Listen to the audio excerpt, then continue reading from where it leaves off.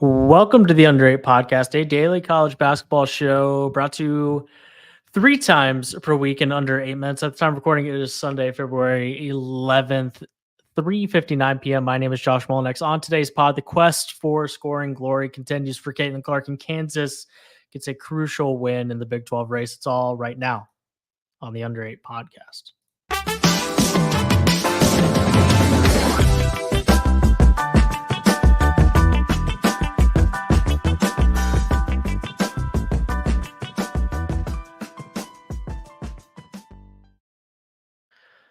Josh Doering is here with me. We entered into today, Josh, where the story could be about Catilin Clark becoming the all-time scorer in women's Division I basketball history. Instead, she comes up just short, and Iowa gets outscored 27-10 in the fourth quarter against Nebraska, and they fall 82-79 to the Cornhuskers. I have never, now granted, there aren't that many opportunities to see something like this. I have never seen something like this. It is too simplistic to say that they chose having her break the record at home over winning this game. But that is what it felt and looked like, the way they played that fourth quarter. Now, they were winning by 10 plus. They were scoring a little bit. She was passing the ball and forcing double teams and things like that. And then they just kind of stopped making shots, and give credit to Nebraska. They kept making threes. They kept just clawing their way to stay in the game. Jazz Shelley then hits the huge three that kind of turns everything upside down. I don't remember a single drive by Catilin Clark in the fourth quarter, though. She didn't score a point. Yep. And she took a three from 35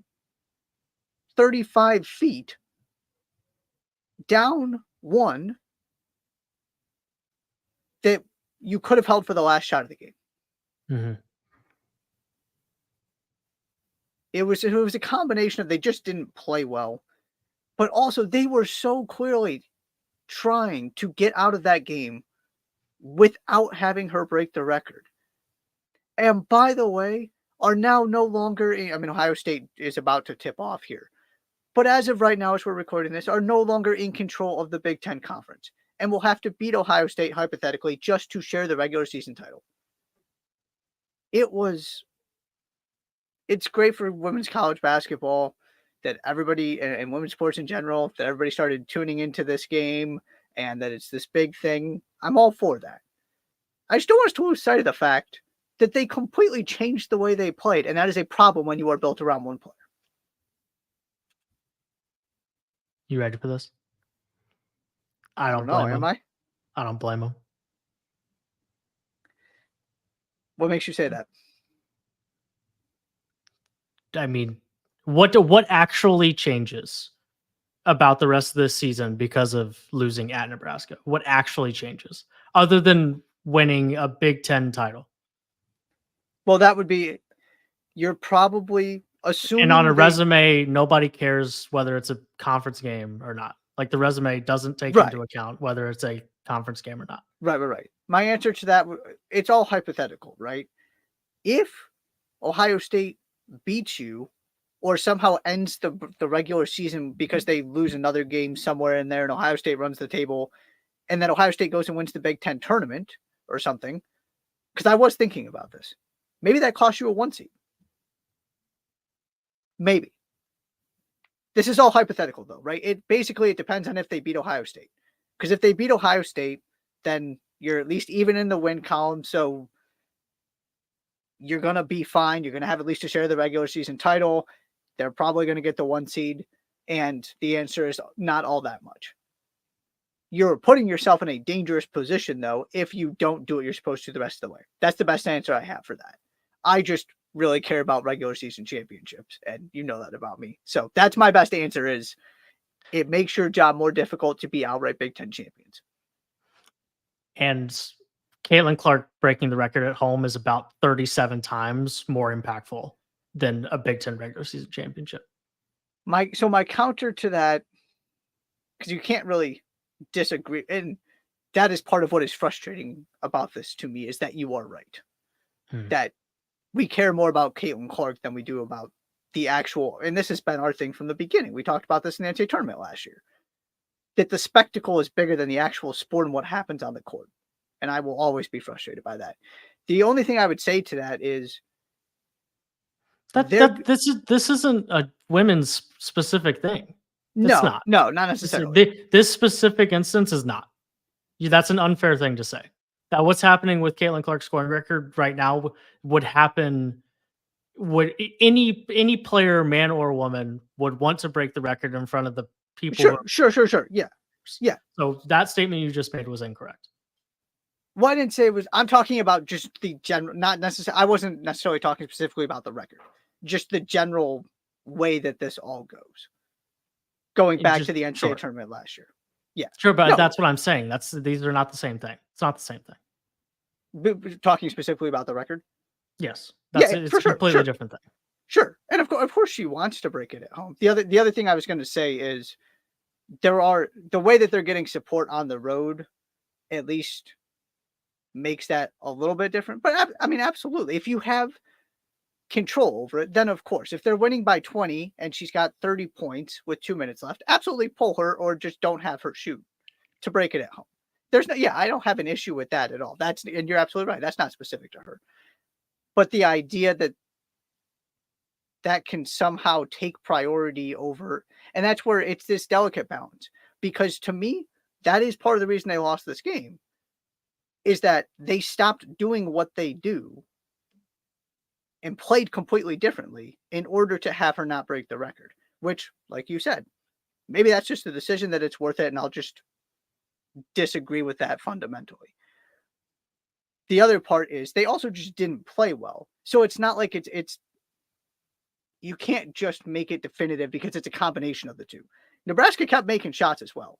They were winning by 10 plus points, and it was looking fine that they were going to get out of this game without having to break the record. And then all of a sudden, Nebraska just kept making plays and they fell apart offensively.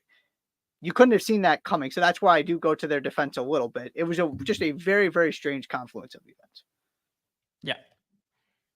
And like at the end of it, like, I don't care if Caitlin Clark's on the floor or not. You should probably be able to withstand a 15-point lead at the end of the third quarter. Right. Like she should, if you're, this is my interesting relationship with this team in general. Like, if you are actually one of the two best teams in the country, you should probably be able to handle that, whether or not Caitlin Clark is playing like she would if it was a month and a half ago. And they were getting good looks at the beginning of the fourth quarter. She was creating double teams and getting the ball to Hannah Stolke, and Kate Martin was knocking down threes. This didn't look like it was coming, even when they were clearly playing differently. And then all of a sudden, the offense just fell apart, which is the part that, I can't blame them for that, because they were doing okay and they should have won the game anyway.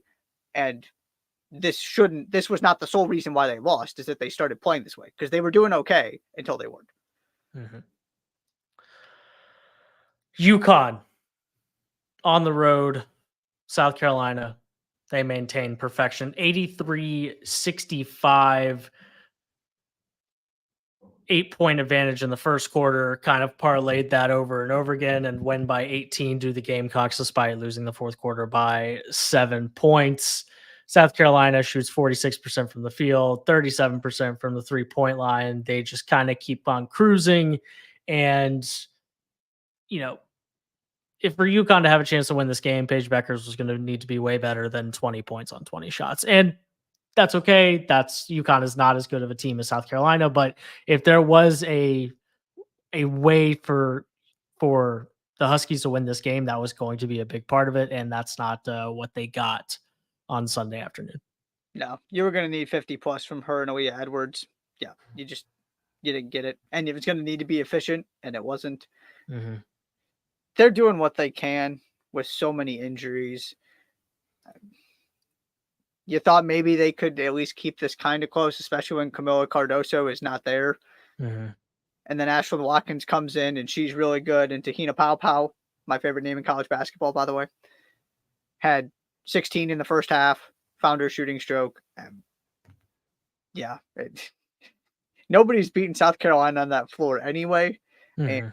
shorthanded, not at her absolute best, Paige Beckers is not going to get that done. The positive thing here, that last shot, they did avoid their first 20-point loss since 2007. There So you there's go. There you go.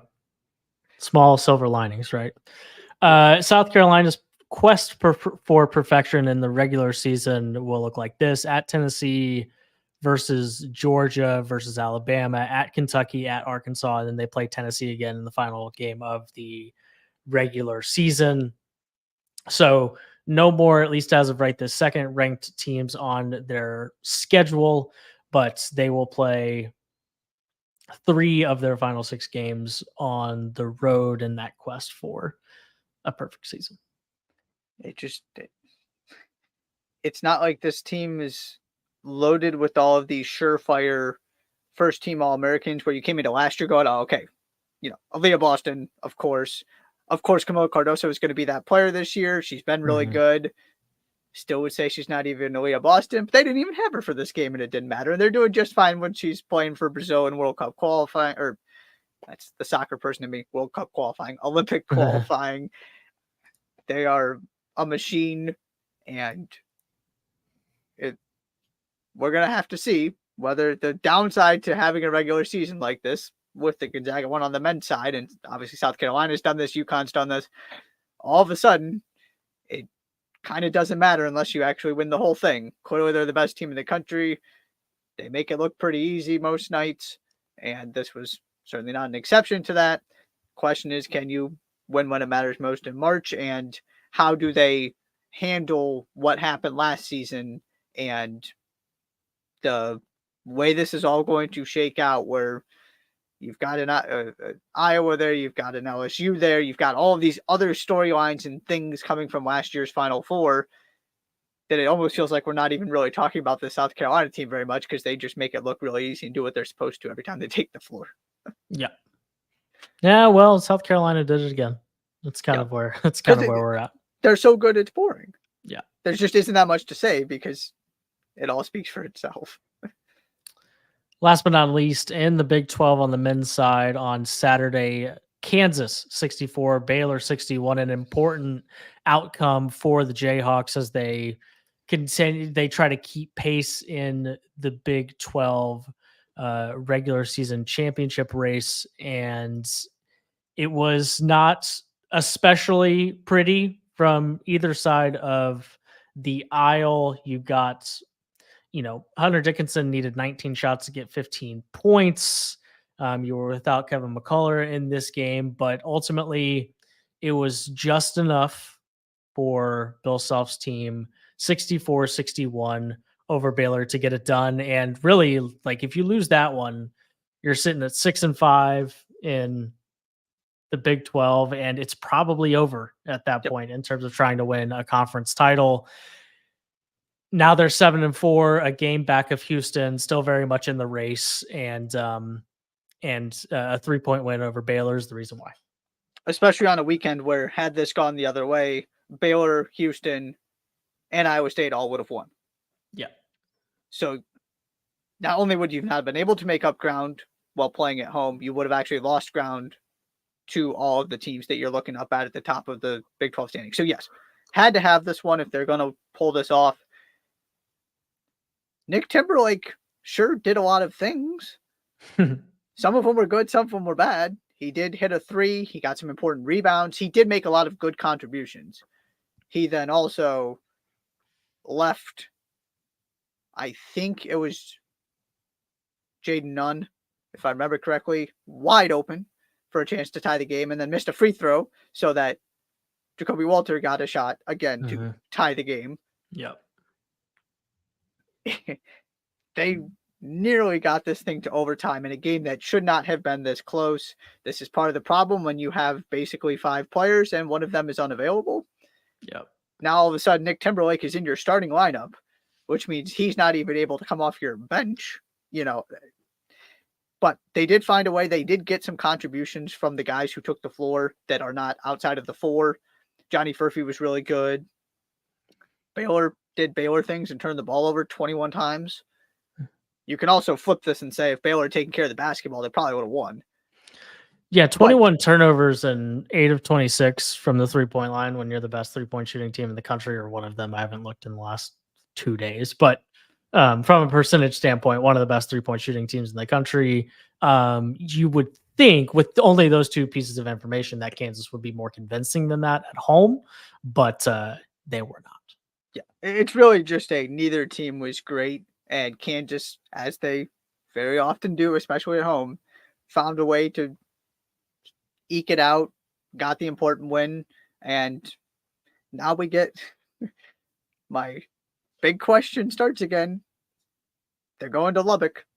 Let's see how this goes. Can they win? And I mean, that's a Texas Tech team that's reeling a little bit, that's battling some injuries.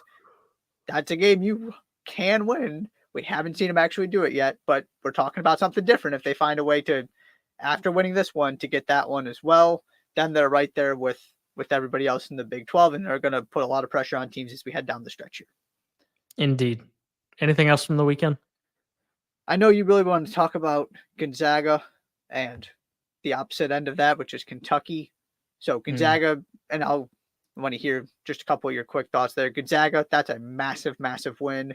Big one for Michigan State too, to give yourself some breathing room, a little bit of confidence, taking down Illinois with a really, really emphatic run to end the game.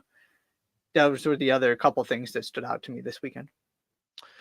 Yeah, I think it's very, very intriguing that Gonzaga is just a completely forgotten about commodity this season. I like Gonzaga isn't that good. It's not like they are really good and nobody's really talking about them because they lost the games that they played against some of the best teams in the country. It's not that. We were right. Look at St. Mary's. It just took a while to get there. Yeah.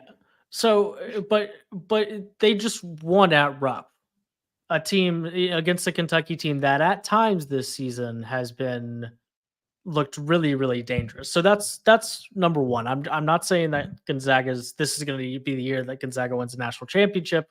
I'm just saying that there are only 2 teams in the country that I'm super convinced by at all. Like, period. There are 2 teams in the country right now, that being UConn and Purdue, that I'm completely convinced by. So all I'm saying is that this is a year that Gonzaga ends up playing, beating the really good team that they play in the Sweet 16, and then all of a sudden you're looking up and they're up by 4 at the under 8 of an Elite 8 game. Yep. I wouldn't be super stunned by that. Yep. That's number one. As a 10 or an 11 or something and just start rolling. Yeah. Yeah, and which is a crazy thing to think about. Like Gonzaga, imagine you have to go play Gonzaga. Like you're like the 3 seed and you have to play Gonzaga in the second round. That's crazy. The other one is Kentucky is dangerously close to just being really, really behind the 8 ball in terms of where they fall in this NCAA tournament. They just don't. Their resume is not impressive. It's just not. No. When you really look, I mean, the North Carolina, thank goodness North Carolina ended up being one of the 5 best teams in the country, because if they don't, then we're talking about your best win of the season being Florida. If it's not North Carolina, not great. It's North Carolina. That is far and away the best win of the season. In terms of KenPom ratings, their next best win is Florida, who's 26, and I think Florida is maybe the metrics like Florida. Florida's an playing good one. basketball and playing good basketball. But the point is, yeah, they haven't beaten that is easily their second best win. They lost to Kansas. They've lost to Texas A&M, South Carolina, Florida, Tennessee in SEC play. They also have a loss against UNC Wilmington, one that is,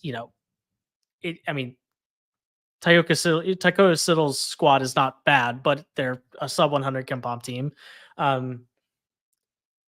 It's there are some teams that are considered very firmly on the bubble that have resumes that are way closer to Kentucky's resume than people might think that they might assume that they are. And so we'll see what happens over the next 3 weeks or whatever. They'll have plenty of opportunity. They still play Auburn again, they still play Alabama again, they still play Tennessee again, they play Mississippi State. There will be opportunities, but what happens if they lose all of those? but what happens if they lose all of them? Correct. So now you're 16-7 and 6-4 in the SEC with with one excellent win, and outside of that, you don't have a ton to stand on. So I think that depending on which way Kentucky goes, I think over the next few weeks that will get talked about more and more. I had somebody text me yesterday saying, like, "Is Calipari on the hot seat?" I said hot seats. I would never consider Calipari on the hot seat at Kentucky, but like it's probably not a super comfortable seat.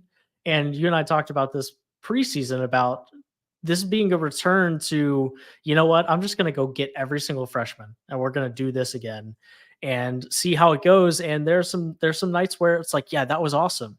And after, on January 9th, when you're 12-2 and you have a win against North Carolina, like it was really fun. And since then, they haven't been super impressive. And so it's just something I'm keeping my eye on where Kentucky actually ends up when we get to Selection Sunday, and if they have anything else to write home about other than we beat UNC on a neutral in the middle of December.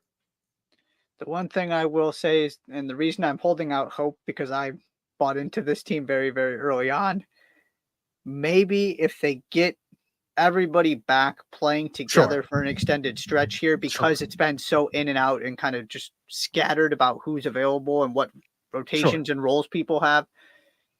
That is at least part of the story here, that I would not be surprised if we are having a very different conversation about Kentucky in a good way by the time we get to Selection Sunday.